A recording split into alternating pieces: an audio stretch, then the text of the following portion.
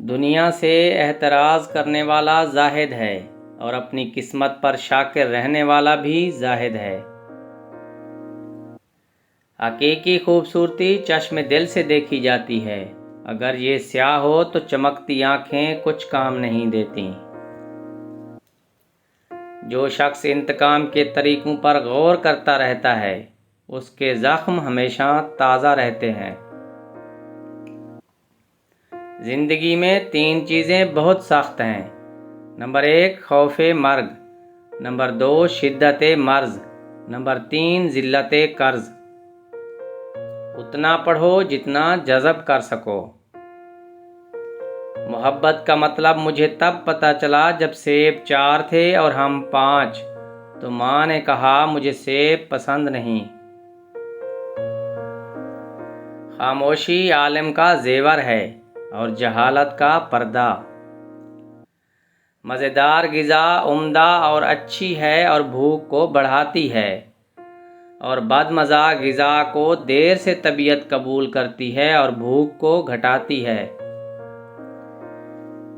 قلت عقل کا اندازہ کثرت کلام سے ہوتا ہے۔ بغیر بھوک کے غذا نہ کھائیں، اور جب بھوک تیز ہو جائے تو بھوکے نہ رہیں۔ تلوار توپ اور بندوق سے اس قدر خلقت نہیں مرتی جتنی کہ بسیار خوری سے مرتی ہے۔ ترش غذا جلد بوڑھا کرتی ہے، بدن کو دبلا کرتی ہے اور پٹھوں کے لیے مضر ہے۔ بیماریوں میں سب سے بڑی بیماری دل کی ہے، اور دل کی بیماریوں میں سب سے بڑی بیماری دل آزاری ہے۔ شیریں غذا بدن کو گرم کرتی ہے، اور نمکین غذا بدن کو خشک کرتی ہے اور دبلا کرتی ہے۔ بہترین قول ذکر ہے، بہترین فعل عبادت، اور بہترین خصلت علم ہے۔ جب آئے دن تمہاری رائے بدلتی رہتی ہے تو پھر اپنی رائے پر بھروسہ کیوں کرتے ہو؟ قرض ذلت ہے۔ زیادہ خوشحالی اور زیادہ بدحالی دونوں برائی کی طرف لے جاتے ہیں۔